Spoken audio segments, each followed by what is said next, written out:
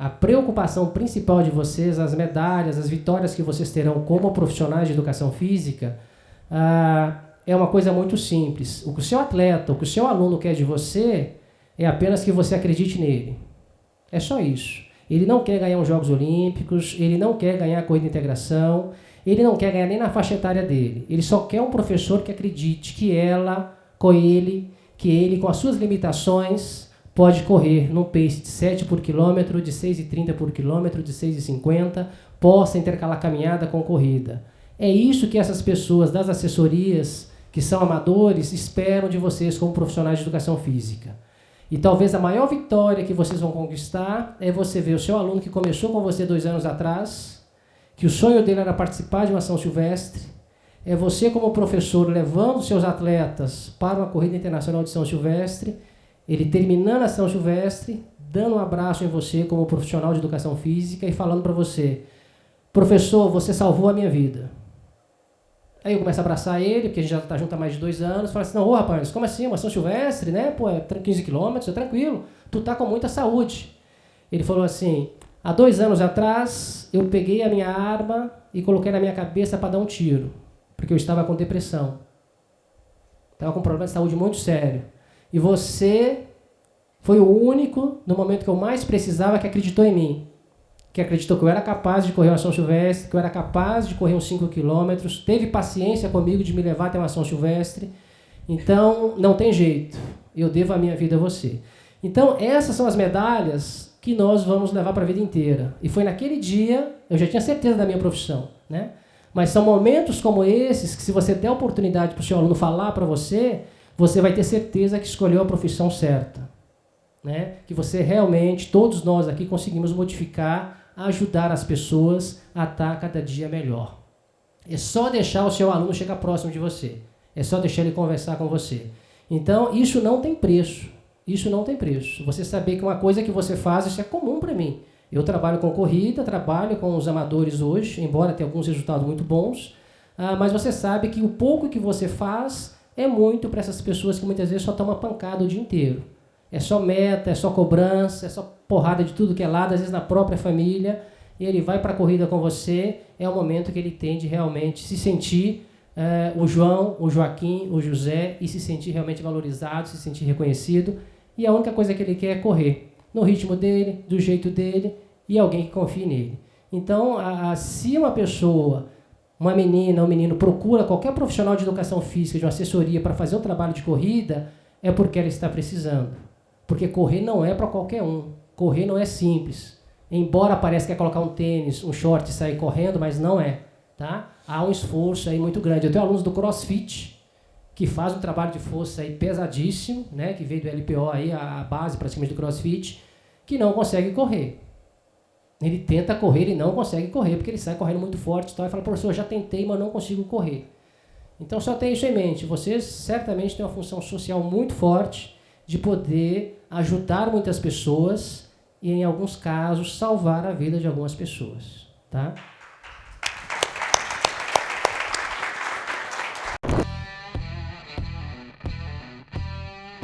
Opa, aqui é o Wendel Ciara, tudo bem? Estou muito feliz que esteja aqui comigo nesse início de jornada da Semana da Corrida de Rua Top Running, em que você, profissional de educação física, vai aprender a conquistar 100 clientes em 12 meses com a corrida de rua, ou dobrar seu faturamento se já atua com essa modalidade, através de 3 pilares essenciais: o marketing, a gestão e o apoio técnico. Realizamos uma pesquisa com centenas de profissionais de educação física, como você, e descobrimos que muitos não receberam na faculdade orientações de gestão, marketing para conquistar e manter alunos. E mais, descobrimos também que a formação técnica acadêmica necessita de uma especialização, seja lá em que o profissional escolha trabalhar. Pesquisamos também o mercado e descobrimos alguns números impressionantes. Temos 8,5 milhões de corredores de rua amadores no Brasil e apenas 13% deles contam com o apoio de um profissional de educação física para a prática do esporte.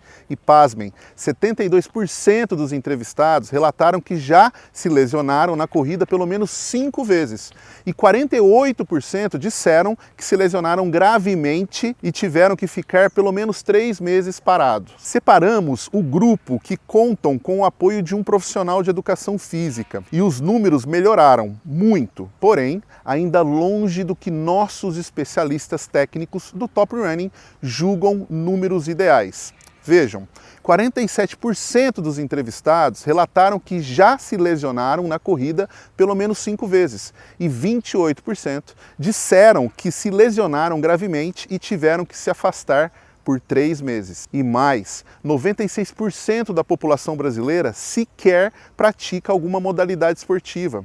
A corrida é sensacional para esse grupo, é barata e inclusiva. Mas não acreditamos na prática sem orientação de um profissional. Olha o tamanho desse mercado. Chegamos à seguinte conclusão: para melhorar esse quadro e diminuir as lesões na corrida de rua, você, profissional de educação física, é o principal personagem. Precisamos da ajuda de vocês e o Top Running, por sua vez, também pode te ajudar. É uma troca. Como? Vamos te entregar nesses 3 dias intensos marketing o que você deve fazer para convencer as pessoas que devem correr com orientação de um profissional de educação física, com a sua orientação. Gestão, o que você deve fazer passo a passo para montar uma assessoria ou melhorar a que você já tem. E por fim, apoio técnico, uma capacitação intensa, uma imersão, na verdade, para que você saiba o que fazer na hora de prescrever um treino com segurança, criatividade e que proporcione resultados, seja qual for o objetivo do seu aluno. E como surgiu essa história do Top Running? Vou te contar a minha história, que se mistura com a história do Top Running. No dia 10 de fevereiro de 1992, eu tinha quase 15 anos. Saí de Franca, interior de São Paulo, para morar em São Paulo. Não foi fácil, chorava quase que todos os dias. Não tinha muitos amigos, pois eu fui escolhido por conta de uma indicação e não passei pela seletiva. Isso no mundo esportivo o pessoal não encara muito bem. Então eu fazia somente 2 coisas todos os dias, o dia todo. Ou eu treinava ou eu estudava. Eu era um promissor corredor de 800 e 1.500 metros. Lá cheguei e descobriram minha verdadeira prova, os 400 metros rasos. No ano seguinte, com apenas 16 anos, aqui nessa pista que você está vendo de fundo, aqui onde eu estou, em Americana, São Paulo, corri a prova para 47 segundos e 87 centésimos. Bum! Minha vida mudou. Segundo melhor tempo da história do Brasil, recorde paulista até hoje para a idade, 4º do mundo. Tive convites para morar fora, para treinar com outros técnicos, para mudar de equipe. Apareceram amigos de todos os lados e marcas também. Reebok, ASICS, Olímpicos bateram na minha porta. Inclusive, eu corri por todas elas na minha carreira. Iniciou ali uma carreira de 10 anos competindo pela seleção brasileira e nesse mundo conheci e me relacionei com os principais atletas da modalidade no Brasil e no mundo. E construí em toda essa carreira amizades verdadeiras, que duram até hoje. Escolhi cursar marketing e não educação física como a maioria dos meus amigos da época. Construí uma carreira de sucesso e hoje, com 42 anos de idade, 3 filhos, casado, realizado e feliz, resolvi devolver ao esporte que tanto amo tudo que tenho. Escolhi a corrida de rua. Escalei meus amigos, escalei mesmo, das antigas, medalhistas olímpicos, recordistas mundiais, que juntos possuem mais de 20 participações em Jogos Olímpicos e Mundiais, professores de educação física, que hoje são os principais técnicos de corrida do Brasil, para que junto a mim construir o Top Running para formar profissionais de educação física e transformá-los na tropa de elite de treinadores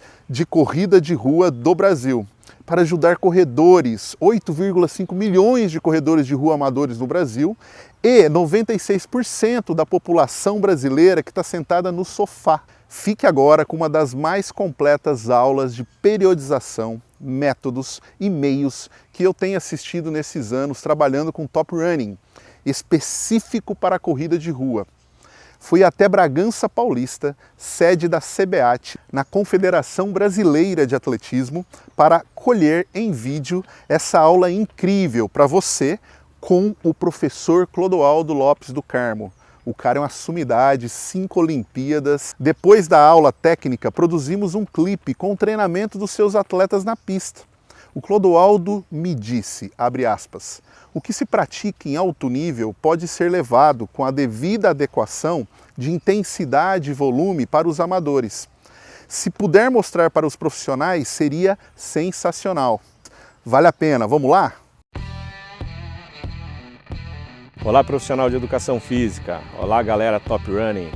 Eu estou aqui no CNDA, Centro Nacional de Desenvolvimento de Atletismo, a pista da Confederação Brasileira de Atletismo. Primeiro, uma breve apresentação. Meu nome é Clodoaldo Lopes do Carmo, sou treinador de atletismo, fui atleta, fui a 2 Jogos Olímpicos como atleta, me tornei treinador, fui a mais 3 Jogos Olímpicos como treinador, treinei atletismo até meados de 1998, mas aí por uma lesão séria no meu tendão calcâneo, eu acabei tendo que abandonar a carreira e iniciei a minha carreira como treinador ainda em 1998, uma carreira que particularmente eu considero como vitoriosa, uma carreira que me conduziu a 3 Jogos Olímpicos, a 3 Jogos Pan-Americanos, a 5 Campeonatos Mundiais, e que me deixa muito feliz. E aí eu queria, durante essa semana, que a gente compartilhasse um pouquinho de toda essa experiência, de tudo aquilo que eu vivi, mas de como, na realidade, eu estruturo o meu trabalho, de como o meu trabalho foi feito ao longo de todos esses anos, que pudesse me trazer essa grande felicidade de participar de tantas competições, de ter trabalhado e trabalhar com atletas de alto nível, atletas que foram campeões pan-americanos, atletas que foram medalhistas em Campeonato do Mundo, atletas que foram semifinalistas em Jogos Olímpicos, que foram finalistas também em Jogos Olímpicos. Isso é motivo de muita felicidade e eu acho que é um momento bacana para a gente compartilhar um pouquinho disso, para vocês entenderem também a forma que o meu trabalho é estruturado para que isso possa, para que a gente tenha conduzido esses atletas até esse ponto. Então essa é uma semana que a gente vai falar bastante de algumas coisas muito importantes dentro do nosso trabalho e no dia de hoje falaremos sobre periodização, sobre planejamento, sobre planificação, que é uma das chaves que conduziram o meu trabalho, conduziram o trabalho desses atletas ao que eles conseguiram até hoje, que são a participação nessas grandes competições, medalhas em grandes competições, em competições importantes. Falaremos também um pouquinho sobre métodos e meios, que na realidade eles têm uma significância muito alta, eles têm particularidades muito grandes com o que você faz em cada etapa que a gente do planejamento, da periodização, que a gente vai falar a partir de agora.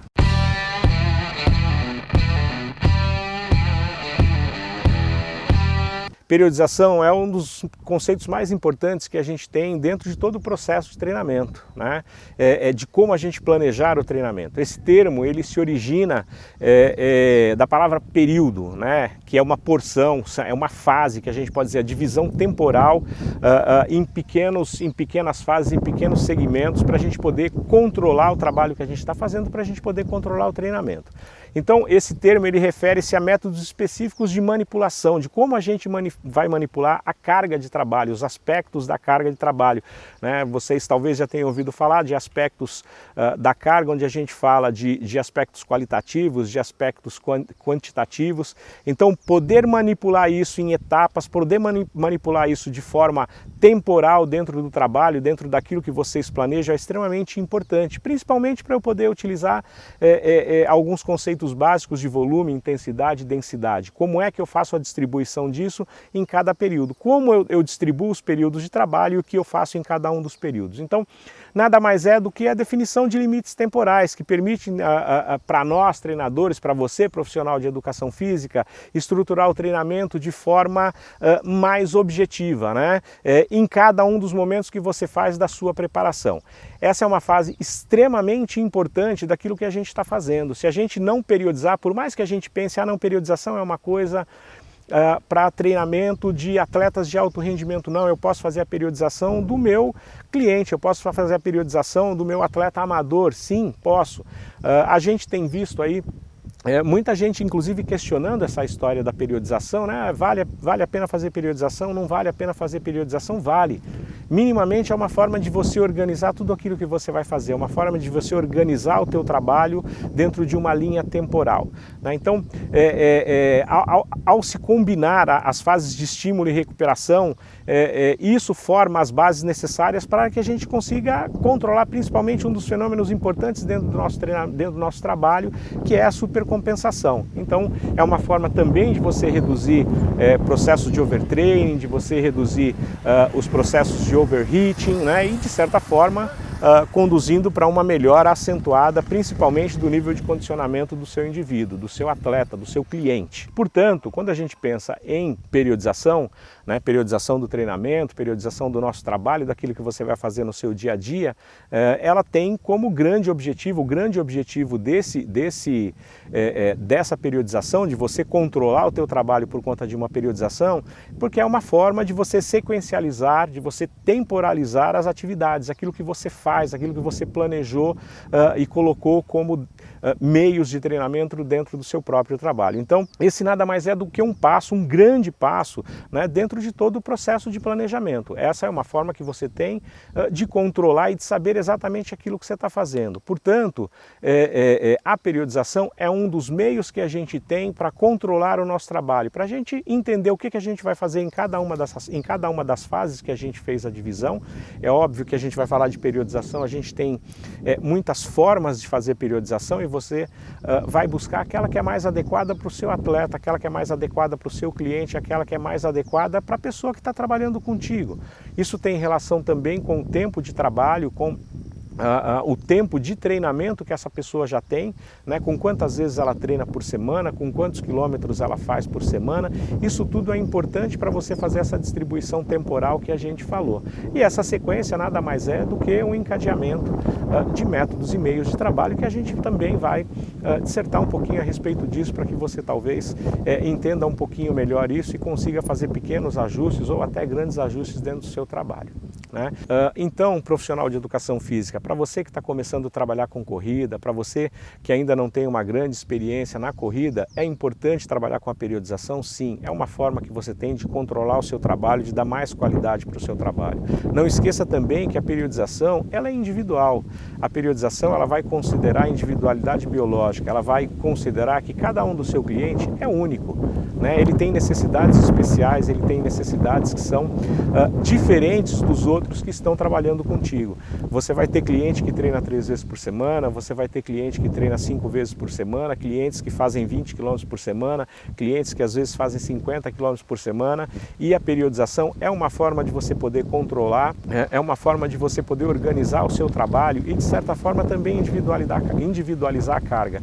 Esse é um dos preceitos fundamentais do treinamento, esse é um dos princípios do nosso trabalho, esse é um dos princípios do treinamento esportivo, muito difundido em toda a literatura, né, que fazem esse princípio da individualidade biológica e também da especificidade, né? Então, se eu estou tratando de individualidade biológica, eu também tenho que entender que os treinamentos eles são específicos para cada um deles, né? E a periodização ajuda você a fazer toda essa distribuição e, de certa forma, individualizar a carga do seu atleta, do seu aluno, e também trabalhar com maior especificidade dentro das maiores necessidades que ele apresentar após a sua avaliação, após seus testes, enfim, seja qual for a ferramenta que você está utilizando para fazer diagnóstico daquilo que ele está precisando. Então, não perca em mente que a periodização vai te ajudar muito, é uma forma muito simples, não diria que muito simples, porque tem algumas formas de periodização que são mais complexas, mas a gente tem desde as mais simples às mais complexas, e elas vão te ajudar, é uma ferramenta, é um método que vai te ajudar muito no controle de trabalho dos seus alunos. Pegando um gancho de periodização, né, a gente não pode perder de vista também que a gente tem que planejar, né? Quando eu falo de periodização, falei de uma forma de divisão temporal, de sequência, e aí a gente tem que planejar para fazer tudo isso. Você, como profissional de educação física, você professor, você que está começando o teu trabalho com corrida, ou mesmo você que já trabalha há algum tempo com corrida, quando você não planeja, né, você está preparando o caminho para que tudo dê errado, para que as coisas não aconteçam da forma que você imagina. Planejar, então, é uma forma de você preparar o teu trabalho para o sucesso, é uma forma também de você controlar. Essas coisas elas vão se amarrando. Quando a gente falou de periodização e agora fala de planejamento, elas se amarram, uma está dentro da outra, né? Então, quando a gente pensa em planejar, é uma forma de você antecipar, de você prever aquela sequência que a gente falou, né? Uma sequência lógica e coerente de todas as tarefas que você tem para o seu aluno.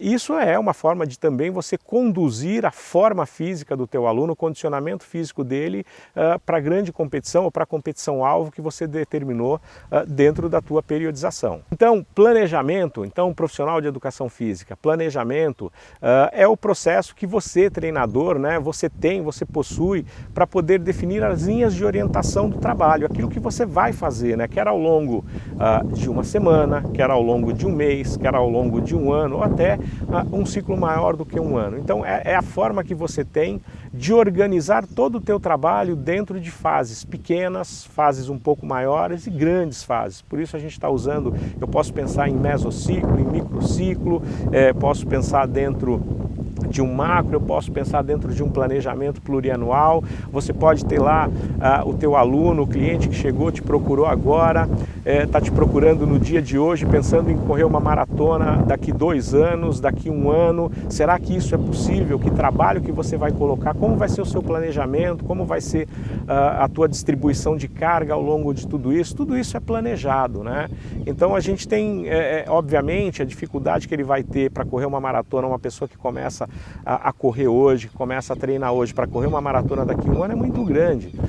A gente tem que observar questões relacionadas principalmente à individualidade biológica, como a gente já disse, mas essa dificuldade ela vai acontecer. Pode ser que alguns tenham mais facilidade do que outros, mas a dificuldade ela vai ser grande de qualquer forma. Talvez 1 ano não seja um período ideal para que você aponte aí a possibilidade de fazer uma maratona para o seu aluno. Não se esqueça que além do fato do objetivo de você correr uma maratona, o objetivo é que você corra e corra bem, né? Que você possa minimizar riscos de lesão fazendo esse planejamento. Essa é uma forma de você controlar o seu trabalho, de você minimizar riscos de lesão, é uma forma de você reter também o seu cliente, que ele possa fazer também essa propaganda, esse boca a boca daquilo que vocês estão fazendo no dia a dia, né? Porque essa é a melhor propaganda do teu trabalho, são os resultados dos seus alunos, são os objetivos atingidos dentro daquilo que você planejou e também um índice muito pequeno de lesão. Não se esqueça disso, profissional de educação física, isso é fundamental para o teu trabalho, isso é fundamental principalmente para a retenção de clientes. Então, para a gente fechar um pouquinho essa história de periodização, né, periodização, planejamento, a gente tem ainda um outro item que ele é importante, né? Então, que é a planificação. A gente não deve confundir nem a periodização, nem o planejamento e nem a planificação. Periodização e planificação são conceitos bem diferentes, né? A periodização é a estrutura temporal, como a gente já falou, né? E a planificação é a integração do processo de obtenção do rendimento. É aquilo que você escolhe para o dia a dia, é o trabalho que no dia a dia você vai apontar lá na segunda-feira, ele vai correr 10 quilômetros. Na quarta-feira ele vai fazer um treinamento intervalado extensivo. No sábado ele vai fazer um trabalho de força. Isso não é um treinamento, eu estou só citando exemplos, mas o que você está colocando em cada um dos dias, né, o que você coloca de carga, essa é a planificação, é o trabalho que ele vai fazer no dia a dia. Quantas repetições, qual é a pausa, isso é a planificação, que ela está dentro do teu planejamento, que está dentro da tua periodização. Né? Então a planificação ela vai interferir diretamente no sucesso da tua periodização, porque é o que você faz no dia a dia, é o que na realidade vai conduzir você para o sucesso ou não da tua periodização. Então a planificação é uma das partes extremamente importantes e que ela demanda principalmente o conhecimento de meios e métodos de treinamento, que você, profissional de educação física, deve dominar principalmente para poder gerar aquela alternância de carga, aquela alternância de trabalho, aqueles períodos alternados que a gente falou que estão incluídos dentro da periodização e que devem ser planejados por você e para que ocorram aquelas transformações, principalmente energéticas, metabólicas, e que você possa gerar a tal da supercompensação que a gente já falou, evitando aí riscos de lesão, evitando o overheating que a gente falou, o overtraining, e conduzindo o teu aluno, o teu cliente para o sucesso dentro daquilo que foi planejado e acordado entre vocês. Não se esqueça que esses objetivos, eu falei de objetivo, eles devem ser definidos entre você, profissional de educação física, e o seu aluno. Quando ele te procura, ele tem objetivos. Os objetivos de vocês, eles devem ser sinérgicos, né? Você não pode ter um objetivo diferente do seu aluno e vice-versa. Então é importante que vocês combinem isso para que isso esteja presente, e a periodização, o planejamento, a planificação, ela esteja de acordo com aquilo que realmente é com o objetivo que vocês traçaram no início da preparação. Pensando ainda, né, só em uma das estratégias que a gente tem, na realidade eu não sei se a gente pode chamar isso de estratégia, pensando ainda periodização, planejamento e planificação, é o taper, né? O taper é uma forma que a gente usa no final da preparação, principalmente para gerar essas transformações que eu acabei de falar, né? Então, na natação isso é muito difundido como polimento, né? Então, a gente chama de taper, de preparação imediata para a competição. A gente tem lá um autor, o Tskiene, é um cara que fala bastante de taper, né? E ele chama de preparação imediata para a competição. Ele fala que esse é o elemento chave na estruturação do treinamento. É a transformação daqueles pressupostos de tudo aquilo que a gente desenvolveu ao longo da periodização, né, em resultado efetivo, eficiente, eficaz dentro da próxima competição. Então a gente pode chamar o taper como uma redução acentuada de carga, né? Essa redução, ela possibilita o desaparecimento principalmente dos efeitos acumulados de fadiga, que você, profissional, deve ter controlado aí ao longo do teu planejamento, ao longo da tua periodização, né? E ele permite que as adaptações positivas induzidas pelo treinamento, elas se manifestem de maneira ótima, exatamente no tempo que você está esperando, na parte final da tua preparação, para que o teu aluno, para que o teu cliente chegue bem preparado e chegue inteiro para a competição que vocês estão esperando, para a competição-alvo determinada por vocês. Então, essa redução, né, das cargas de treinamento, especificamente de volume, quando a gente fala de taper, o que você mais reduz ao longo desse tempo é o taper, é o volume. Você mantém a intensidade, mas tem uma redução acentuada de volume. Essa redução de volume, ela pode chegar até 70% do volume, né? E normalmente, principalmente quando a gente pega as provas de fundo, falando aí das provas de 10 km, meia maratona, esse taper, ele acontece em aproximadamente 3 semanas. São tapers que duram aí aproximadamente 3 semanas. A gente tem na literatura trabalhos científicos que mostram mais de 4 semanas, mas a possibilidade de você entrar num processo de destreinamento, que o seu aluno perca a forma física, ele é grande.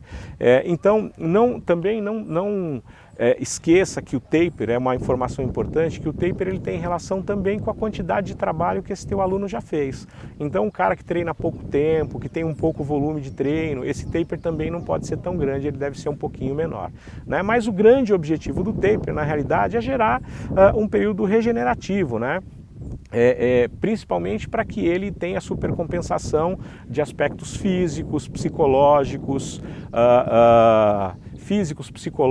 metabólicos, neuromusculares, cardiorrespiratórios, que a gente pode associar ao físico, mas principalmente fisiológicos e bioquímicos, uma série de processos que acontecem dentro do teu organismo e que vão fazer com que o teu aluno chegue na melhor forma possível dentro dessa competição, dentro da competição-alvo, e para que ele possa cumprir o objetivo de vocês. Então o taper nada mais é do que uma redução, né, do volume de treinamento, principalmente do volume, que ele pode ser de até 70%, e isso acontece ao longo de 2, 3 semanas, de acordo com o nível do teu aluno, de acordo com a quantidade de trabalho que ele já realiza, com a experiência que ele tem, e que é uma das estratégias usadas principalmente com atletas, para que a gente busque bons resultados e que a competição-alvo seja o momento principal da forma física dele, onde ele consiga atingir o principal objetivo. Você, como treinador, quando você determina a sua competição-alvo, é extremamente importante que você considere todos esses aspectos, que você considere a altimetria da prova,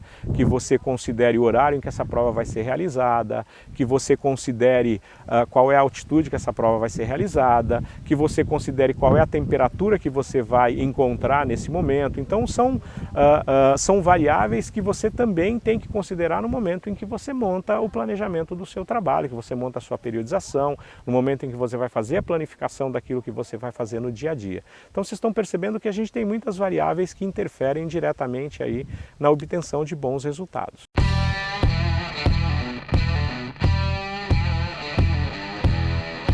O que a gente entende por método de treinamento, né? O método, ele é o caminho que você utiliza para se chegar a um determinado fim, né? O caminho que você está usando, aquilo que você vai usar dentro do seu trabalho, no dia a dia, para fazer a tua planificação, nada mais é do que o método. Então ele é o processo, é uma técnica de ensino, né? Ele nada mais é do que aquilo que você usa no processo de ensino-aprendizagem do teu aluno, né? Quando você utiliza de forma intencional, né, intencionalmente, um conjunto de ações. Né? É os passos que você usa, os procedimentos, onde você usa aquilo esperando um determinado resultado. Então você tem a previsibilidade daquilo que você vai fazer por conta exatamente do método que você está usando. E por isso é importante que você conheça esses métodos, porque esses métodos, eles têm uma relação direta com o sistema energético, com o sistema metabólico, cada um deles, e aí a forma que você tem de manipular e também de individualizar a carga. Né? Então é uma forma que você tem de criar de maneira organizada e sistemática um ambiente que seja favorável à obtenção de bons resultados pela escolha dos métodos e dos meios que você usa para o desenvolvimento desses métodos. Né? E aí a gente vai falar um pouquinho de método contínuo. O método contínuo, eles se baseiam em exercícios tipicamente aeróbios. Né? O método contínuo ele é basicamente para treinamento aeróbio. Treinamento aeróbio, se a gente falar de sistema aeróbio, de metabolismo aeróbio, ele é 90% em algumas provas, 92%, mas acima de 90% para as provas que a gente está falando aqui. Então ela é a base do seu trabalho profissional de educação física. O sistema aeróbio, o metabolismo aeróbio é a base do teu trabalho. Não que a gente vá deixar de fazer outras coisas que elas são pertinentes dentro do treinamento. Mas esse talvez seja a parte principal, né? 90% do teu trabalho ele tem que estar dirigido principalmente para o metabolismo aeróbio. E o exercício contínuo, ele é extremamente importante para o desenvolvimento de metabolismo e do sistema energético aeróbio. Então, esses exercícios, a gente está falando de corrida, é um exercício cíclico, né? E cuja duração ela é prolongada. Então, a intensidade ela é baixa ou ela é moderada, ou é de moderada a alta, dependendo da quilometragem da prova, mas que você usa um percentual alto, principalmente do VO2 máximo, que é a capacidade que você tem de captar, transportar e utilizar oxigênio. Não se esqueça de que você produz energia, a energia aeróbia é produzida através de oxigênio. Portanto, o VO2 máximo, essa capacidade de captação, transporte e utilização de oxigênio, ela é fundamental para o sucesso do teu trabalho. Aproveitando que a gente está falando de metabolismo, de sistema energético, né, o Top Running teve hoje filmando uma parte do nosso trabalho aqui, do nosso treinamento. A gente está falando aqui de treinamento de método contínuo, né, era um trabalho intervalado, mas como eu estava falando de metabolismo aeróbio, era um treino pensando em potência aeróbia que tem relação direta com essa capacidade de captação, transporte e utilização de oxigênio. Então, normalmente, o treinamento, quando a gente fala de método contínuo, ele é aplicado abaixo de limiar anaeróbio. O que é limiar anaeróbio? Limiar anaeróbio é o momento onde o seu organismo está em equilíbrio entre a produção e a remoção de lactato. Então, quando a gente pensa em aeróbio, ele sempre está em um momento de trabalho onde ou existe esse equilíbrio ou eu consigo remover e utilizar esse lactato numa proporção maior do que eu estou produzindo. Né? Então, particularmente para iniciantes, para amadores, é um trabalho extremamente tranquilo de se fazer, não no limiar anaeróbio, mas abaixo do limiar anaeróbio, né? É uma forma de steady state, é aquele momento onde o seu aluno, onde o seu cliente diz para você o seguinte: olha, eu não ia mais rápido do que isso, mas eu ia a vida toda correndo dessa mesma forma. Então você vai notar isso com muita tranquilidade, é um treino mais tranquilo, mais fácil de se fazer e que tem basicamente, principalmente, gordura como fonte de energia. Né? Então, até numa redução, se a gente pensar numa redução de peso, ele também é um trabalho interessante.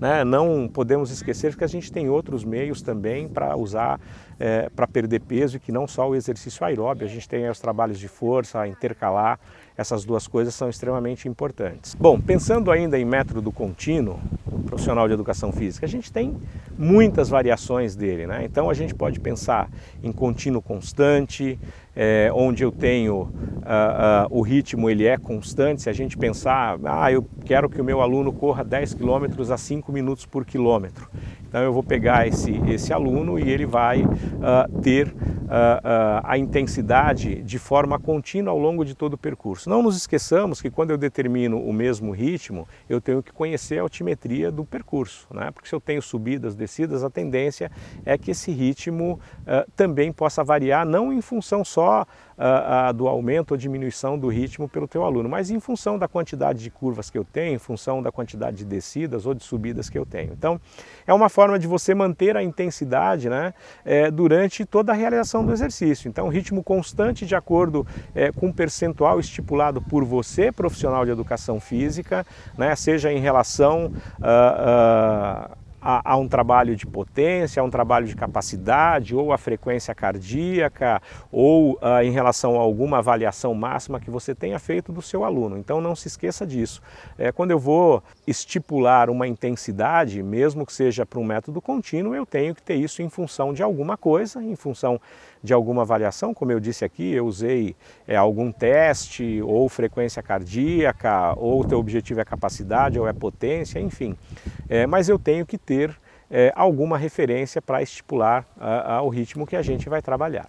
Eu posso usar esse mesmo método ainda como um método contínuo, mas pensando num ritmo que ele seja crescente. Isso eu utilizo muito com os meus atletas, a gente faz muito isso no nosso dia a dia. Então, esse tipo de método, a gente tem uma intensidade que ela é crescente. Então, teu aluno sai num ritmo mais lento e esse ritmo vai aumentando à medida em que ele vai completando o volume de trabalho. Nós vamos usar aqui como padrão sempre os 10 km, mas eu poderia pedir um 10 km para algum atleta ou para algum aluno, cliente, a 2 km a 5 minutos, 2 km a 4,50 por quilômetro, mais 2 km a 4,40 por 4 minutos e 40 por quilômetro, mais 2 minutos a 4 minutos e 30 por quilômetro, e os últimos 2 quilômetros a 4,20 a 4,10. É óbvio que você tem que considerar se esse volume é adequado ou não. Eu estou dizendo usando apenas um exemplo aqui, né? Se eu fosse usar esse tipo de trabalho com uma pessoa que provavelmente corre aí na média de 45 minutos nos 10 quilômetros, seria um treinamento misto entre capacidade e potência aeróbia, né?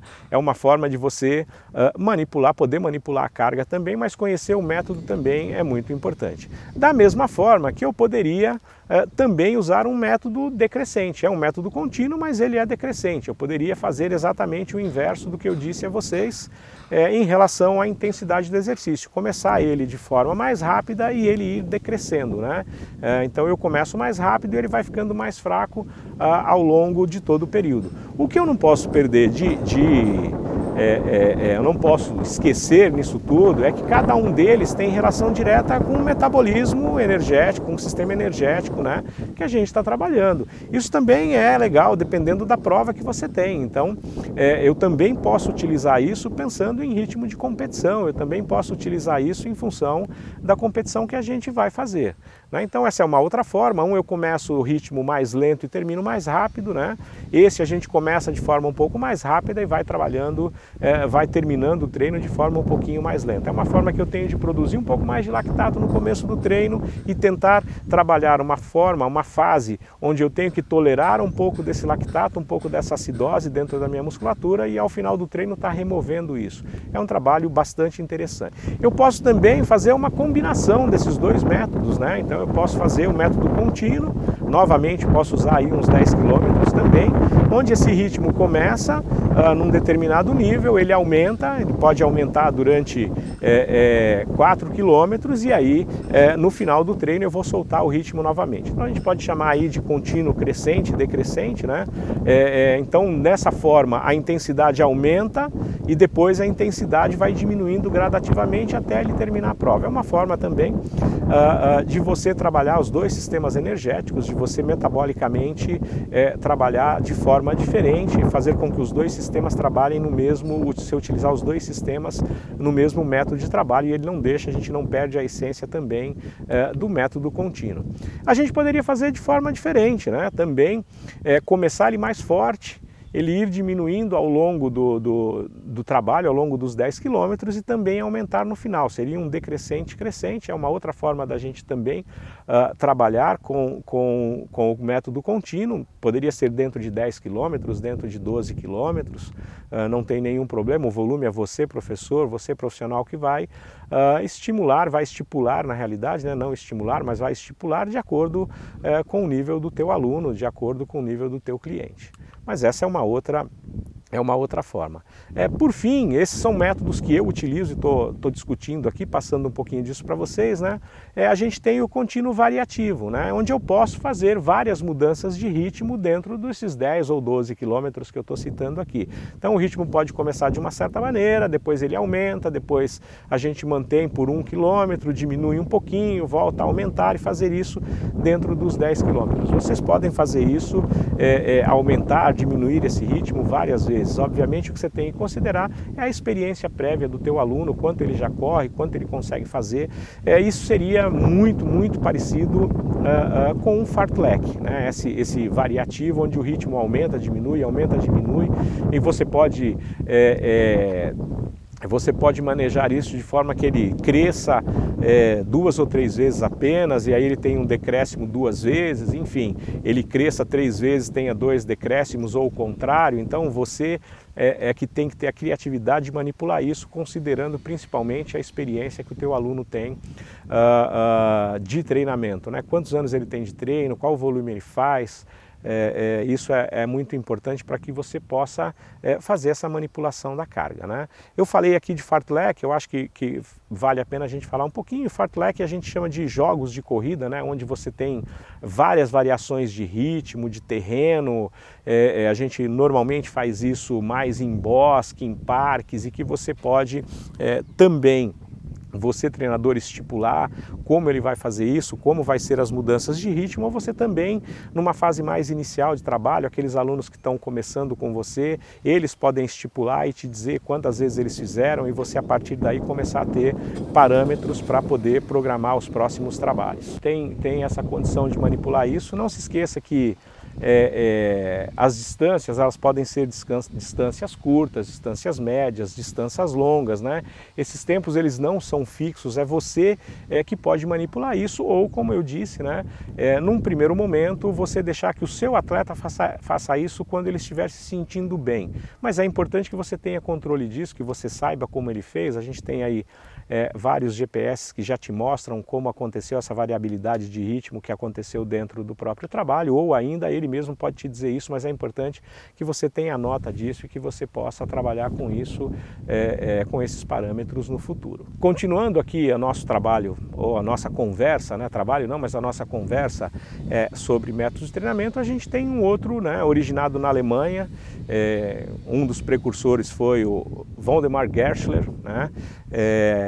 Se eu não estou enganado, na década de 50, né, foi um fisiologista, ele e o fisiologista alemão, o Heindel, eles montaram o interval training, o treinamento intervalado, e que hoje a gente tem aí muito difundido na literatura, o HIIT, né? Mas o HIIT tem a sua origem no treinamento intervalado. Então, inicialmente, o interval training ele surgiu, né, o treinamento intervalado, ele surgiu principalmente para as corridas de meio fundo e fundo, né? E hoje ele é amplamente difundido, seja inclusive para melhora de qualidade física, para as provas de velocidade. A gente pode utilizar ele de diversas formas, de diversos meios, mas em vários dos esportes, não só para as corridas. Mas, obviamente, ele continua sendo amplamente utilizado nas corridas. Então, se a gente pensar em intervalado, a gente pode também utilizar ele pensando num componente aeróbio, né? Pensando aí no sistema energético aeróbio, metabolismo aeróbio, como a gente pode também pensar no anaeróbio. Mas a gente não pode perder de vista que é uma forma que a gente tem principalmente de subdividir a prova dele, né? Ou volumes que a gente queira trabalhar em intensidades mais altas, e que o treinamento intervalado permite que a gente faça isso. Obviamente, quando a gente faz da forma que eu estou dizendo, se eu estou trabalhando em ritmo de competição, acima acima de ritmo de competição, a gente está trabalhando, a gente está tendo uma participação do metabolismo anaeróbio, do sistema energético anaeróbio muito maior do que o aeróbio, mas é uma forma que a gente tem principalmente de melhorar aqueles limiar anaeróbio que a gente falou agora há pouco, quando a gente falou do treinamento aeróbio, mas é uma forma que a gente tem, né? Porque você tem estímulos intercalados por uma recuperação que ela pode ser parcial, pode ser incompleta ou ela pode ser total. Isso vai depender muito daquilo que você vai utilizar no seu dia a dia. A gente tem alguns princípios, né? Alguns fisiologistas dividem esse trabalho intervalado ainda basicamente de acordo com as fontes energéticas, né? E aí a gente pode pensar tanto no aeróbio quanto no anaeróbio. Então esses exercícios, eles também podem ser classificados segundo a duração, né? Então aqueles que se mantêm por até 1 minuto a gente pode considerar como aeróbios de curta duração, né? E com tempo de esforço superior a 2 minutos de longa duração. Atualmente se reconhece, né, que qualquer esforço único que dure mais de 1 minuto e 15 segundos tem como principal fonte energética o sistema oxidativo, portanto aeróbio, né? Daí essas denominações que a gente pode utilizar no nosso dia a dia. São formas que a gente tem também de estimar o trabalho que a gente está fazendo, de determinar que tipo de sistema a gente está usando, se é aeróbio ou se é anaeróbio. Então cabe a você, profissional de educação física, a você, professora, você que está trabalhando com corrida, poder controlar o seu trabalho dessa forma. Isso é importante porque te dá uma acurácia muito maior e permite que você tenha um controle maior do teu trabalho. Então, quando a gente pensa em treinamento intervalado, considerando esse preâmbulo que a gente fez, o que a gente conversou, a gente tem algumas formas de se fazer isso, né? Algumas são muito práticas no nosso dia a dia, de conhecimento muito amplo, né? Então, a gente pode falar de intervalado constante, né? Então, quando eu penso em intervalado constante, assim como a gente falou do aeróbio, né, agora há pouco, a gente falando no constante, eu posso pensar, por exemplo, uma forma de exercício aeróbio constante, se eu estiver trabalhando, por exemplo, 4 tiros de 800 metros ou 4 tiros de 1000 a 70%, a 80% da velocidade aeróbia máxima ou a um percentual X da frequência cardíaca, isso me permite que eu tenha, por exemplo, um exercício onde a intensidade é constante. Eu estou graduando a intensidade, seja pela velocidade aeróbia máxima, seja por um resultado de competição, seja pela frequência cardíaca, né? Então essa intensidade ela está sendo controlada de forma constante. Isso é uma forma de manter a mesma intensidade durante todos os estímulos. Então esse a gente pode chamar de intervalado constante. A gente pode ter um intervalado que ele é crescente, né? Onde se eu posso pegando o mesmo trabalho, o mesmo treino, então se eu pegar os mesmos 4 tiros de 1000 metros, a cada tiro eu posso fazer um tiro mais rápido do que o outro, então essa intensidade ela aumenta à medida em que os tiros vão aumentando. Eu posso fazer 4 tiros, 5 tiros, 6 tiros, eu estou usando 4, 5, 6 tiros de 1000, pode ser que você tenha um atleta que não faça isso e que ele consiga fazer 2 ou 3, ou que ele faça, você pode usar a mesma coisa pensando também em 10 tiros de 400, em 10 tiros de 200, onde essa intensidade ela seja crescente a cada tiro ou a cada 2, 3 tiros você tem um aumento de intensidade, né? E a pausa se mantém a mesma, né? Então o estímulo, a intensidade aumenta, a pausa se mantém a mesma. Ainda pensando no método intervalado, a gente tem um decrescente, né? Também como a gente falou no aeróbio, então eu posso começar pensando em fazer os tiros mais fortes e à medida em que eu vou avançando dentro do meu volume, eu vou diminuindo a intensidade desses tiros. Isso me permite, assim como a gente falou também no aeróbio, em que eu tenho um acúmulo de lactato muito grande nos primeiros tiros e que isso seja tolerado e removido e também utilizado como fonte de energia ao longo de todo o nosso trabalho. Esse é um treino mais difícil de se fazer, é um treino mais duro. A gente tem ainda, pode trabalhar com método intervalado, crescente e decrescente, né? Nessa forma de execução, procura-se aumentar e diminuir o volume ou a intensidade durante a realização do exercício. Então, se eu pegar aqui, por exemplo, 10 tiros de 200, eu posso ir aumentando a velocidade a cada 2 tiros, né, até o 6º tiro, e depois eu volto a diminuir o estímulo para que quando chegue no 10º o estímulo seja muito parecido com o que a gente realizou no primeiro.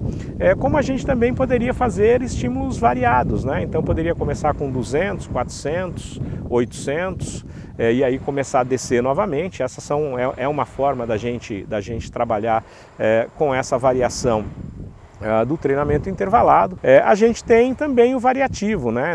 No variativo eu poderia pensar principalmente ou numa pirâmide ou não, mas uma forma de você alternar volume e intensidade. Então, um exemplo para vocês, um 400 para 78, um tiro de 1000 para 3,30, um tiro de 600 pensando em 2 minutos, né? Um tiro de 800 pensando novamente aí em 3 minutos e voltando um 400 para 78. É uma forma da gente manipular aí tanto o volume como a intensidade do trabalho. Isso é importante, principalmente essa variação, porque você tem um trabalho muito grande dos 2 sistemas, né, tanto do aeróbio e anaeróbio, e essa questão que a gente falou de produção, de utilização de lactato, de produção de lactato, de remoção de lactato, de utilizar lactato como fonte de energia, é um trabalho que propicia que o teu organismo faça isso de forma mais eficiente. É uma forma de você treinar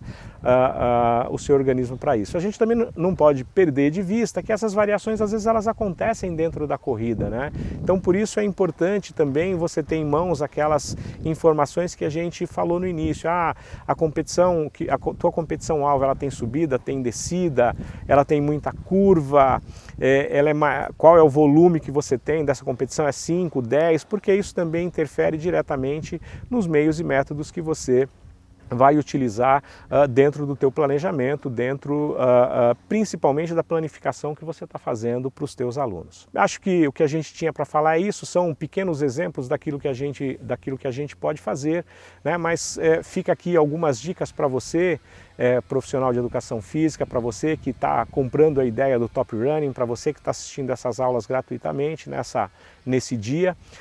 Mas a gente tem inúmeras outras formas de fazer. Isso depende muito da tua criatividade. O profissional de educação física ele tem que ser criativo. A gente deu algumas opções e você, obviamente, de acordo com a sua criatividade, pode mudar completamente tudo isso que a gente falou. Só não perca de vista uma coisa, eu posso mudar tudo isso, eu posso criar novos métodos, novos meios, mas tudo isso tem que estar dentro de um planejamento, tem que estar dentro de uma periodização para que você possa otimizar os resultados do seu trabalho. Seja bem-vindo ao Top Running, muito obrigado pela tua presença, muito obrigado, espero que você tenha gostado. Hoje o Top Running esteve aqui no CNDA filmando o treinamento dos meus atletas. É uma surpresa para você, tem um pequeno vídeo onde a gente mostra um pouquinho do trabalho que foi feito, a gente tem alguns métodos e meios de treino que talvez sirvam inclusive para aquilo que a gente falou um pouquinho agora há pouco sobre métodos e meios. Eles fizeram um trabalho de circuito, basicamente onde a gente tinha por objetivo um trabalhinho mais funcional, né, um pouquinho de força e intercalado com um trabalho intervalado. Confira!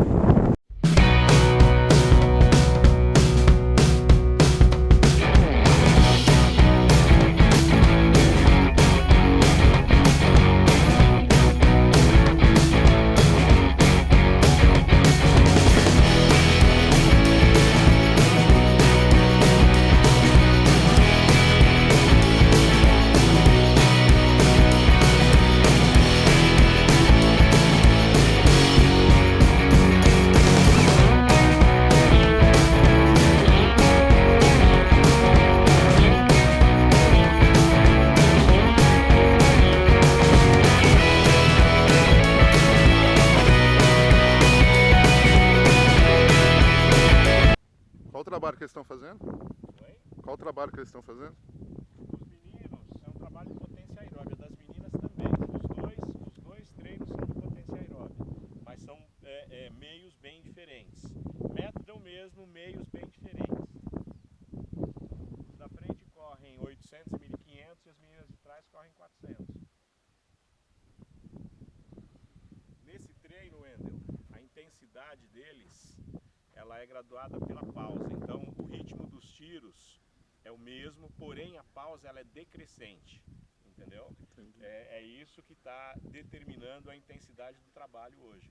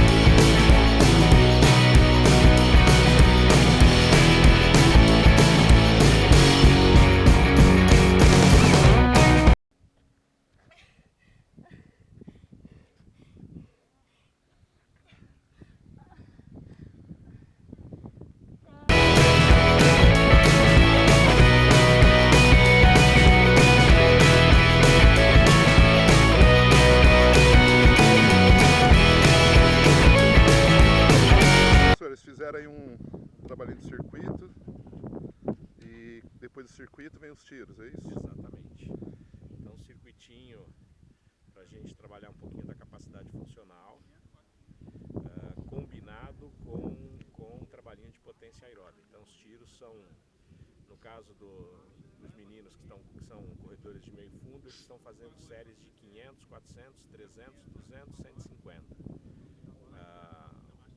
Volume quase 2 vezes maior do que a prova que eles correm, mas todo o trabalho, a intensidade é graduada pela pausa. Então a gente o ritmo ele é o mesmo de todos os tiros, mas a pausa ela vai diminuindo de tiro para tiro.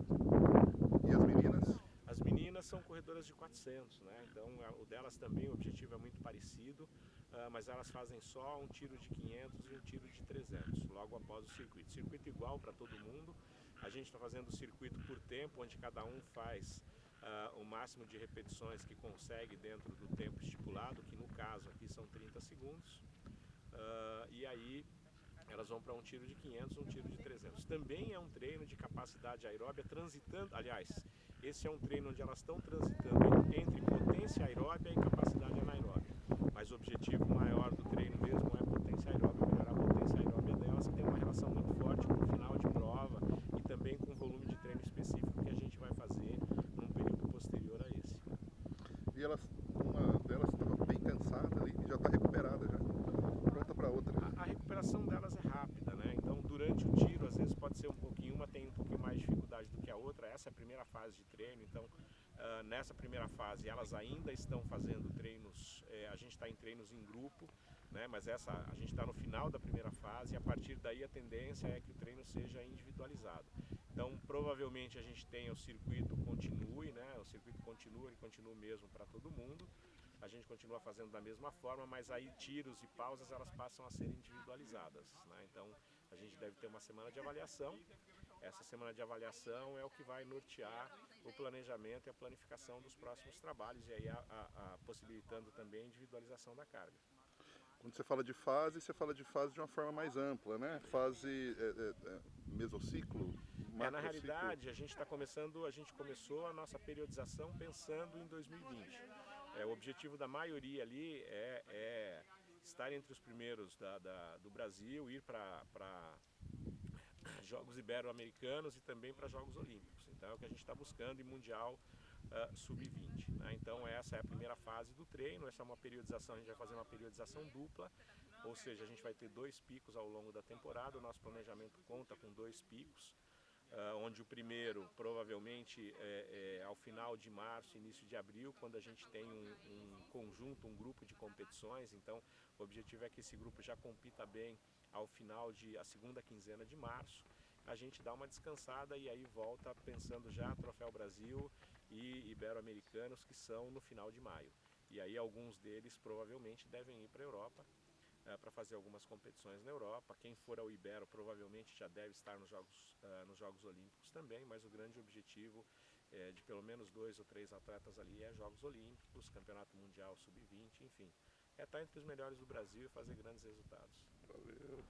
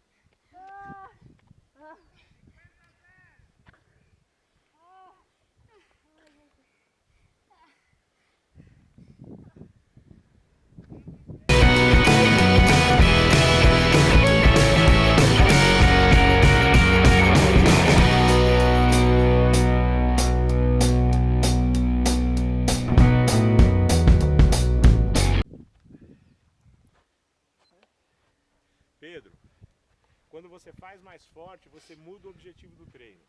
Você descaracteriza o treino. Você pode achar que o treino está legal, porque você está fazendo mais sorte, mas você está descumprindo o objetivo do treino. Ou seja, quando eu organizo a semana, eu tenho treino com um determinado objetivo. Quando você muda, você descaracteriza o objetivo que eu queria. Entendeu? Então pode parecer legal você terminar mais forte, mas às vezes não é. Né? Primeiro, você carrega um esforço que eu não contava com esse, eu não planejei esse esforço. E segundo, porque você muda completamente a característica do treino. Então, por exemplo, aquilo que eu queria trabalhar, eu não consigo trabalhar, eu trabalho uma coisa diferente. E aí a gente continua com o mesmo problema, porque você trabalhou de forma diferente. Entendeu? Então, o mais próximo possível dos tempos que eu te pedi. Vai ter um período que eu vou falar assim, senta o porrete, eu quero que você faça o máximo. Entendeu? Aí é diferente, mas são coisas diferentes, tá? Então, nem sempre fazer mais rápido tá legal. Às vezes pode ser, às vezes não. Às vezes fazer mais rápido é ruim, por descaracterizar o treino. Porque aí você tem um objetivo para cada trabalho, você tem um objetivo dentro da semana, e quando você muda, você descaracteriza o objetivo. Aí a gente não fica em sintonia, entendeu? Então nós vamos ter o período para treinar forte, tem o período para treinar mais tranquilo, tem o período que é para descansar, pô, mas eu tô legal, mas é para descansar. Entendeu? Porque provavelmente vem um período mais pesado pela frente, então a gente tem que se policiar com relação a isso, tá bom? E aí, professor? Tá cansado? Não, dia ganho eu não, né? Quem cansa são eles. Eu só falo, só preciso beber água porque falo demais, mas gostei, treino bom, dia bom, muito vento, depois de alguns dias de chuva, mas a gente tem por hábito de dizer assim, dia que o treino é bom, a gente fala que é dia ganho, né? Então hoje, particularmente, dia ganho. Todos treinaram muito bem, treinaram dentro daquilo que foi pedido, dentro da proposta de trabalho. Eu estava conversando com alguns deles, talvez o fato de você às vezes fazer mais rápido do que o treinador está pedindo, nem sempre isso é positivo, né? Às vezes pode soar muito legal para o atleta, mas você descaracteriza aquilo que foi planejado pelo treinador. E quando a gente fala de planejamento, planificação, isso é importante, porque as coisas é como se fosse uma corrente e você tem um elo dentro de cada parte dessa corrente, né?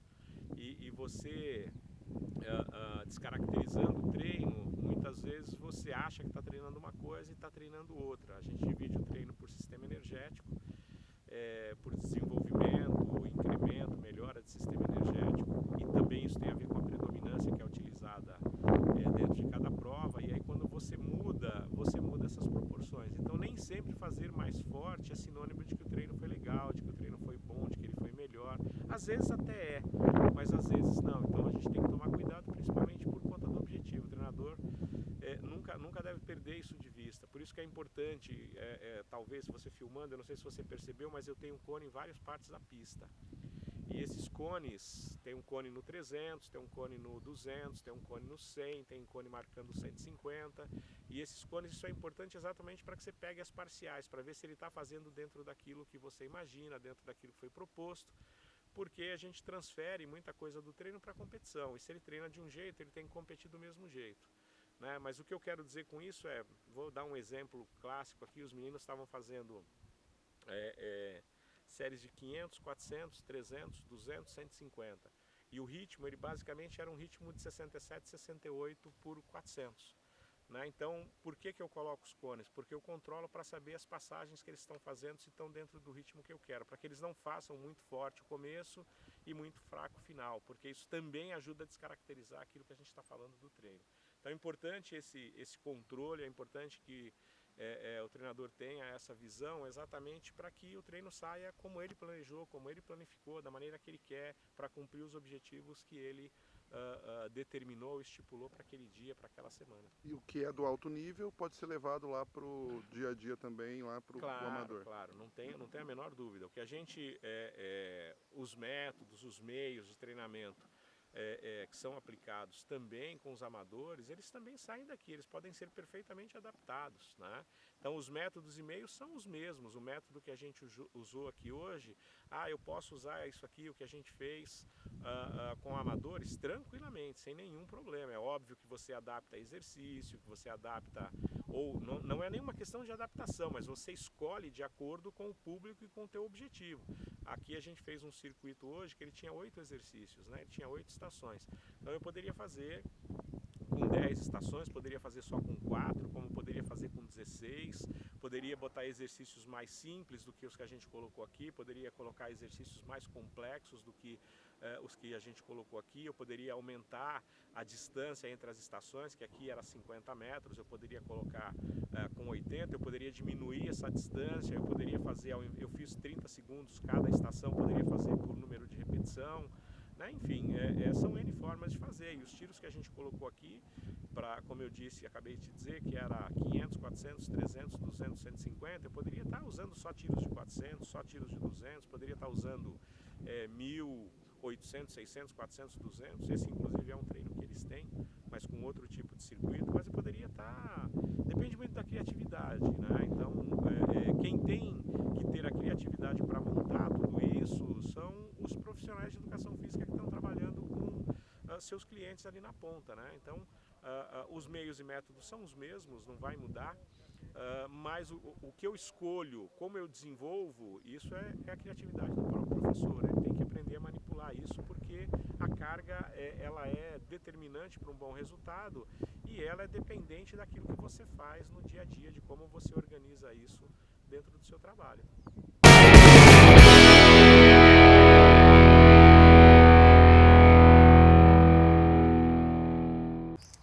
E aí, pessoal, o que acharam desse show de aula? Demais, né? Bom, um bom treinamento vai encantar e reter seus alunos, pois você certamente o ajudará a alcançar os seus objetivos. E como você vai atrair esses alunos para a sua assessoria?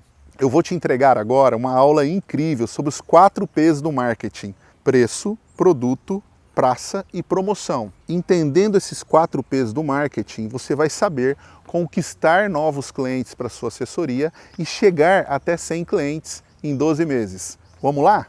Vamos falar sobre os 4 P's do marketing. Os 4 P's do marketing têm uma importância conceitual bastante grande.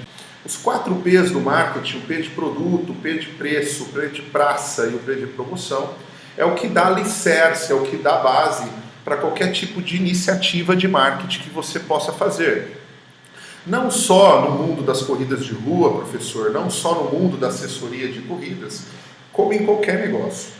Eu preparei uma aula para vocês, bem conceitual, bem didática, para que vocês entendam a importância dos 4 P's do marketing e para que, quando vocês pensarem no marketing da empresa de vocês, vocês aplicarem essa base conceitual para que você tenha melhores resultados. Eu escrevo nos meus textos como vocês vão chegar do 0 aos 100 alunos em 12 meses. Não é uma tarefa muito fácil, mas é uma tarefa muito possível de se fazer, né? Passar na USP, por exemplo, em medicina, não é uma tarefa muito fácil, mas tem aqueles que estudam e que passam. Chegar a 100 alunos com ferramentas de marketing, eu diria que é uma tarefa muito realizável. E isso passa pelos 4 P's do marketing. Não adianta nada você sair fazendo iniciativas de marketing se você não conhecer a parte conceitual do marketing. Eu vou começar entrar mais a fundo agora para assessoria de corrida, especificamente para grupos de corrida e assessoria de corrida. Eu trouxe vários exemplos aqui para poder tratar com vocês, para discutir com vocês. Como eu disse anteriormente, eu vou tratar isso de forma bastante didática, para que vocês entendam não só o significado dos 4 P's do marketing, que é uma parte conceitual para o seu negócio, para você fazer o marketing do seu negócio, mas também como você vai aplicar isso no seu negócio, na assessoria de corrida, e também entender onde ele está localizado aí dentro da sua assessoria de corrida, beleza? Nós temos que ajudar a responder, eu pus aqui algumas questões para que você identifique e formate o seu produto de forma adequada. Que desejo ou necessidade do cliente sua assessoria satisfaz? O que ele entrega? Ele entrega saúde, ele entrega performance, ele entrega beleza, ele entrega estética. O que ele entrega, né? Ele entrega grupo, ele entrega comunidade, ele entrega tribo. O que ele entrega? Por que o João, ou o Pedro, ou a Mariana vai escolher a sua assessoria de corrida e não a outra assessoria de corrida? Tá? O que a sua assessoria satisfaz para um grupo específico? Ele atende crianças, adolescentes, atende pessoas com idade mais avançada, né? Quem ele vai atender, qual é o segmento que você está trabalhando e qual cliente, que tipo de cliente que você satisfaz. O que faz que determinado público precise ter o seu serviço? Acabei de dizer. O que faz o idoso querer o seu serviço? O que faz o jovem querer o seu serviço? Talvez não seria mais interessante focar num grupo único, ser o melhor, o suprassumo do atendimento a mulheres grávidas, ou a simplesmente a mulheres, ou a mulheres mais velhas? Eu estou dando alguns exemplos aqui que você vai saber responder aí quando a questão aparecer para você. Que funções ou novidades sua assessoria entrega para chamar a atenção? Né? O que você entrega de novidade? O que você entrega? Você entrega a sua presença nos treinamentos? Você entrega um feedback constante? Você entrega algum material, alguma ferramenta, algum exercício lá dentro da sua assessoria? Você entrega um estímulo a mais? Você entrega uma planilha diferenciada, treinos diferenciados, né? Vamos pensar que nós não podemos ser igual a todos, né? Não dá para ter um treinamento igual para vários tipos de segmentos de clientes, né? Aliás, eu acredito muito, a cada dia que eu converso com a equipe técnica do Top Running, que assim, já estou convencido que cada um tem sua individualidade, cada um tem a sua linha de treinamento, e o professor, o técnico, tem que estar atento com a individualidade de cada um dos seus alunos. Como é o processo de elaboração das suas aulas, né? Você quando está montando as aulas para os seus alunos, você tem 20, 30, 40, 100 alunos, né? Como é que é o processo de elaboração para a entrega desse produto, né? Qual é a sua velocidade, né? Qual é o grau de diferenciação que você faz entre os alunos para você ser realmente diferente, né? Qual o diferencial do seu serviço? Você, na sua assessoria, no seu produto, você entrega algo a mais? Você entrega o 110%, o 120%, o 130%? Né? Qual é o seu diferencial? Como é o design, a cara da sua assessoria? Você tem uma marca? Você tem uniforme? Você tem lá um carro adesivado, uma barraquinha? Como é que é o seu design? Você tem um cartão de visita? Você tem uma presença digital? E nessa presença digital você tem uma cara? Tem um design, né? Qual é o seu design? Ele é jovem? Ele é sério? Ele é infantil? Como é que é? Entendeu? Responda isso. Olhe para você mesmo. Observe isso dentro do seu negócio. Como é o ciclo de vida do seu serviço, né? O aluno, ele entra dentro do seu serviço, ele fica estimulado, ele vai no ápice, depois ele começa a desanimar, né? Os seus grupos têm esse ciclo de vida, esse ciclo de vida do seu serviço, ele vai e você perde o seu aluno. Será que você não tem que criar coisas diferentes com o passar do tempo para que esse ciclo ele se prolongue mais, ele seja mais perene, ele seja mais longo?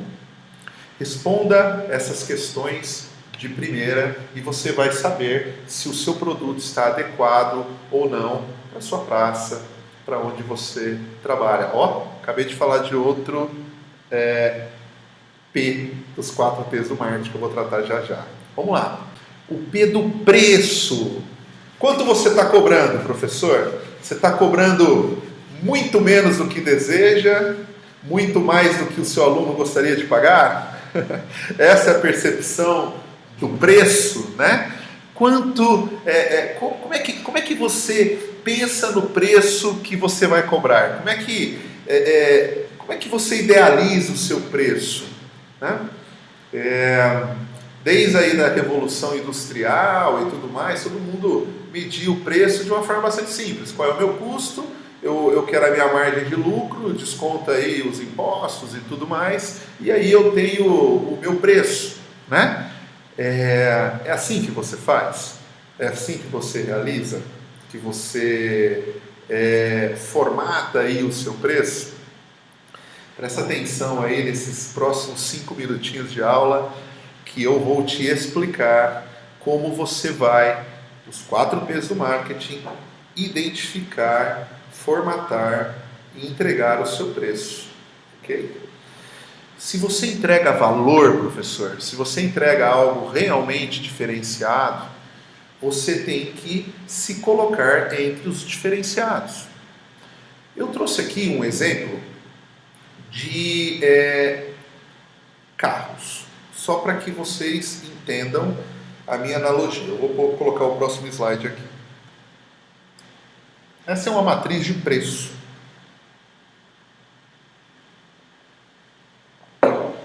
Nessa matriz de preço, olha lá, ó, na parte de cima eu trago maior conforto. Na parte de baixo, menor conforto. Na parte esquerda, peço desculpas aí que está cortando aqui o slide, menor preço. E na parte da frente, do lado direito, maior preço. Vamos lá. Qualquer carro te leva do ponto A para o ponto B. Qualquer carro. Todo mundo concorda comigo? Qualquer carro te leva do ponto A para o ponto B. Isso está bastante claro. Qual carro que te entrega uma experiência melhor? Que te entrega mais conforto? Essa é a matriz que eu apresento para vocês agora. No caso dos carros, quem está te entregando uma experiência melhor, um conforto melhor, um design melhor, uma velocidade talvez maior? Quem te entrega tudo isso, um status, no caso de carro, né? Quem te entrega tudo isso te levando do ponto A para o ponto B? Quanto mais experiência ele te entrega, mais ele vai te cobrar. Então vamos lá. Dentro da matriz eu tenho o exemplo do Fiat. Ele te entrega menos conforto e ele é mais barato. Em seguida eu tenho aí um Fiat Uno, depois eu tenho um Chevrolet Onix, que ele te entrega um pouco mais de conforto e um pouco mais caro do que um Fiat Uno. Depois eu tenho aqui um Polo, talvez um Golf, que ele é um pouco mais confortável, te entrega uma experiência diferenciada por um preço também um pouco mais caro. E na medida que eu vou entregando mais conforto, mais experiência, o preço vai subindo. Quanto maior a experiência que você entrega, mais alto você está. E você vai cobrar um preço, um valor financeiro monetário maior, e a percepção do seu cliente, quando você entregar tudo isso, é até que está cobrando barato. Tome cuidado, porque se você entregar uma BMW e cobrar um Fiat, você perde a confiança. E o contrário é a mesma coisa. Se você está entregando um Toyota, cobre por um Toyota. Se você está cobrando uma BMW, se você está entregando uma BMW, cobre por uma BMW. Onde você está? Só você, professor, pode responder. Analise o seu mercado, analise a concorrência e faça um preço bem localizado, né? E não caia na besteira de cobrar mais barato, porque estão cobrando mais barato. Cobre o que você entrega. Beleza? Bacana aí? Passamos por preço.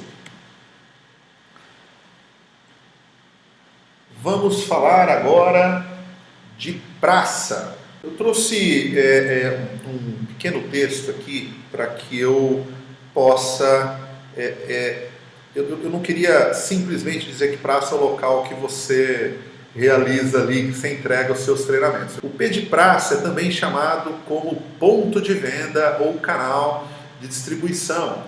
Onde, professor, você distribui os seus produtos ou serviços? Quando eu digo produto, entenda serviço. Como é que você entrega esse serviço? Por onde você entrega esse serviço? Como é que você se relaciona com o seu aluno? Como é que você entrega o pós-venda para o seu aluno? Como é que você dá feedback para o seu aluno? Isso tudo está dentro do praça. Essa praça ela pode ser um ambiente virtual, ela pode ser um ambiente físico, tá? Quando eu pensei no Top Running, eu pensei realmente como propósito, como resolver o problema de 8,5 bilhões de corredores de rua que estão se lesionando, né? Montei um time de primeira linha, os principais técnicos de corrida de rua do Brasil, pedi apoio para ex-atletas olímpicos, medalhistas olímpicos, meus amigos que estão me ajudando muito, que estão me dando um apoio fantástico, né? Para entender com profundidade o que estava acontecendo. Eu não sou contra, aliás, eu sou um aficionado por tecnologia, eu adoro tecnologia, mas eu não consigo entender, eu não consigo conceber como um aluno, uma pessoa pode treinar corrida sem orientação de um profissional de educação física. Eu não consigo entender. A ferramenta tecnológica, qualquer ferramenta tecnológica, tem que dar apoio ao professor. Ele não pode substituir o professor, né? Por que eu estou dizendo tudo isso com praça? Porque é simples. Algum momento dentro da sua rotina com o seu aluno, você tem que olhar para o seu aluno. Você tem que pegar no seu aluno. Você tem que olhar no olho dele o que ele está sentindo. Não sei, professor, se é uma vez por semana, se são 2 vezes por semana, mas você tem que ter um local que você encontre com o seu aluno e olhe no olho dele, converse com ele e tudo mais. Você tem uma página na internet? Place? Praça? Sim, praça. Você tem uma página no Facebook? Praça? É um local virtual? Sim, praça, é um local virtual, você está ali. Você vai dar feedback para o seu aluno através de uma ferramenta tecnológica, através de e-mail, através do WhatsApp ou qualquer outro canal? Sim, place, local, praça. Mas não dá para conceber você se relacionar, os alunos, né? As pessoas que querem correr, se relacionar exclusivamente com uma máquina. Isso não dá. Não dá para o profissional de educação física ser substituído por uma máquina. Isso não dá. Então, a única forma que eu enxerguei como ex-atleta de alto nível, que sabe que treinar não é fácil, que treinar não lesiona e tudo mais, para que acabe com as lesões, ou que minimize, claro, eu não estou aqui para dizer que nunca ninguém vai se lesionar, isso não tem jeito, se você treina uma hora você vai lesionar, mas para minimizar isso, para que as pessoas continuem praticando o esporte corrida com saúde, e o esporte corrida não é uma coisa simples, né? O Top Running precisa do profissional de educação física, então eu preciso empoderar o profissional de educação física? Qual é o meu propósito? Te empoderar, profissional de educação física. Fazer você ficar poderoso, fazer você ficar forte, te entregando elementos de gestão para você cuidar do seu dinheiro, elementos de marketing para você saber como conquistar alunos e apoio técnico. Eu trouxe aí um super time para te dar todo esse apoio para que o Top Running forme a tropa de elite de treinadores de corrida. E a escolha da sua praça é muito importante. Eu dei uma saidinha porque a praça ela também é virtual, mas ela não é exclusivamente virtual, professor. Você tem que saber escolher uma praça adequada para entregar o seu produto e o seu serviço. Dentro aí da sua cidade, onde você atua, tem regras do jogo. Investigue quais são as regras da prefeitura, quais são as regras do condomínio que você queira trabalhar, quais são as regras do local onde você está trabalhando, se for um local público. Se for uma pista de atletismo pública ou ainda um bosque, quais são as regras do jogo para você utilizar esse ambiente? Então, passamos aí agora por place, por praça, e vamos para o próximo P dos 4 P's do marketing. Agora, não preciso dizer que dos 4 P's do marketing, o meu P predileto, profissional de marketing que sou, é o P da promoção. Porque não adianta você fazer um casamento maravilhoso, com o melhor docinho, com o melhor padre, no melhor buffet, né? Se você não manda com o melhor preço, R$0, se você não manda convite. Você tem que mandar convite. Eu trouxe uma frase do Mário Quintana, que é a seguinte: o segredo é não correr atrás das borboletas, é cuidar do jardim para que elas venham até você. Então, professor, enxerga o seguinte: fazer marketing, trabalhar com marketing, você tem 2 caminhos a seguir. Hoje, você tem 2 caminhos a seguir, não tem jeito. Você só tem 2 formas de promover o seu negócio. Presta atenção nessa frase que eu vou voltar nela tempos em tempos, mas eu preciso passar para o próximo slide aqui para dizer quais são as 2 formas que você tem para fazer marketing, para sair, para conquistar o seu primeiro aluno até o seu aluno N, ou conquistar do 0 aos 100 alunos em 12 meses. Só tem 2 formas de você promover o seu negócio: de forma offline ou de forma online. Só tem essas 2 formas, tá? Eu peguei todo o processo de crescimento de marketing digital, mas a gente não pode deixar de observar a importância das mídias offline.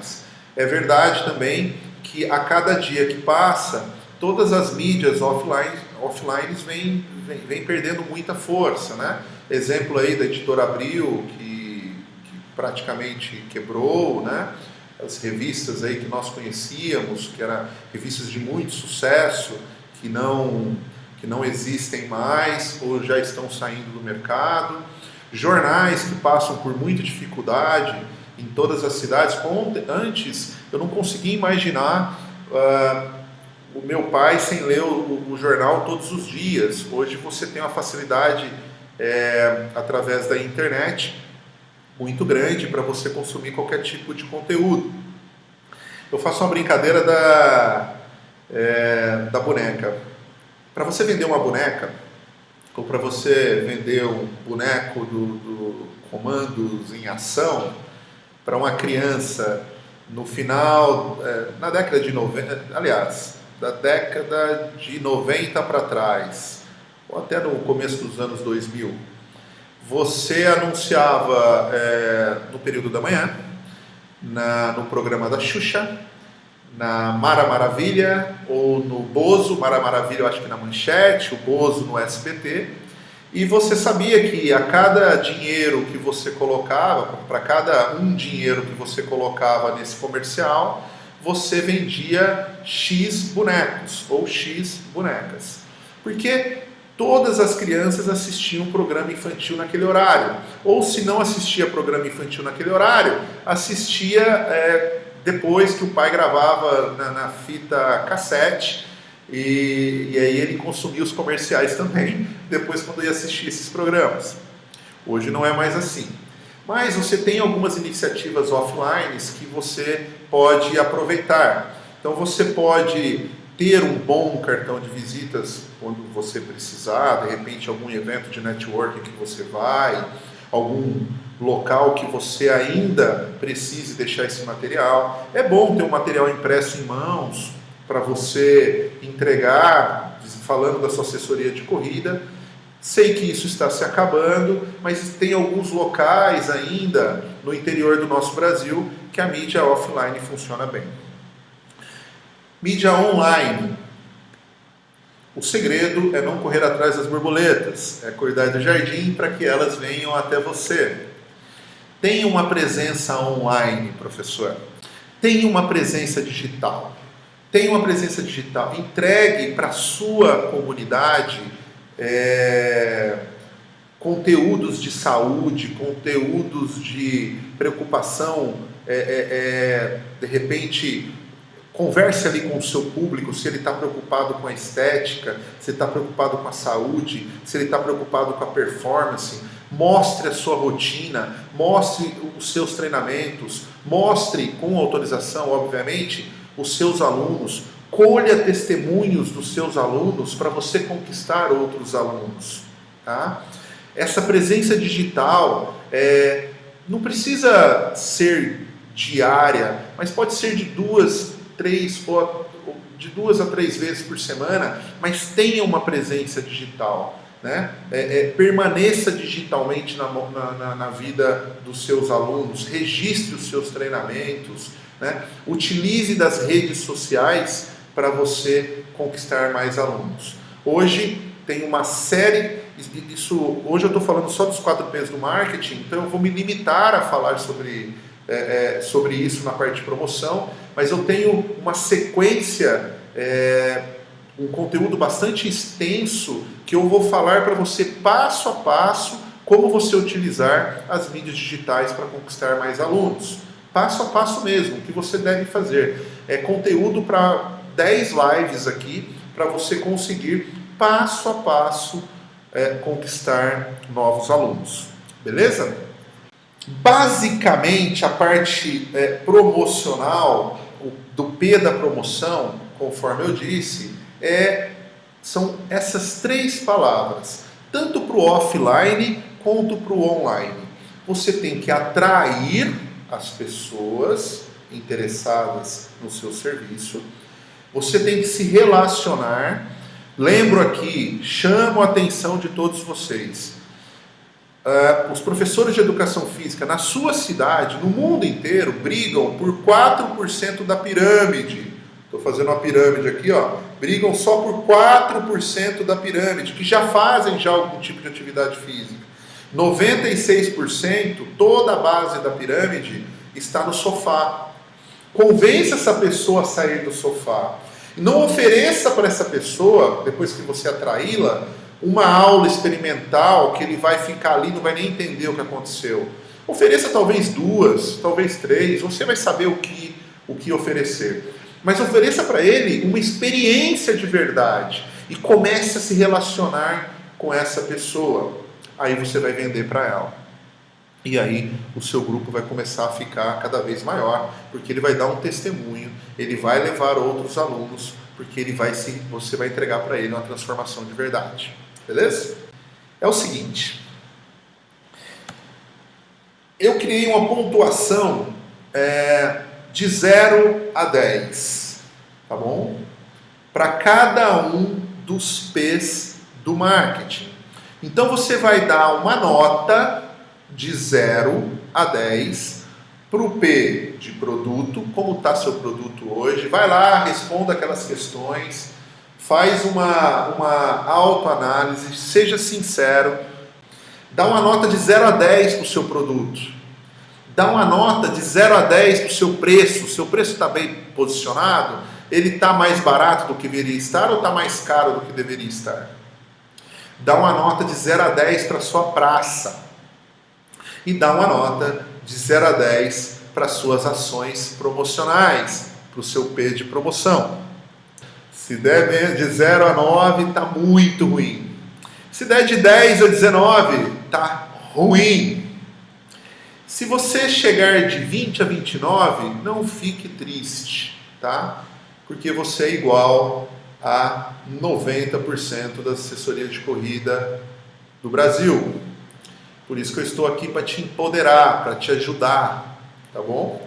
Se você está de 30 a 35, tá bom, tá bacana, mas não perca de vista a importância de sempre melhorar. E é o que eu digo para aqueles que estão de 36 a 40, como diz Gustavo Kirten, chegar no topo não é tão difícil. Difícil é se manter lá no topo. Então faça aí esse teste, faça uma autoanálise, beleza? Se pontue, procure aí o que está errado e tudo mais para você corrigir e conquistar mais alunos. Pessoal, muito obrigado mesmo, de coração, a presença aí de todos vocês. Se vocês tiverem alguma dúvida, é só escrever para mim e eu vou responder com todo o prazer do mundo. E para fechar, faça o exercício aí que eu propus, não deixe de fazer e utilize os 4 P's do marketing em todo o marketing que você for realizar para conquistar novos alunos. Beleza? Um abraço e tchau, valeu!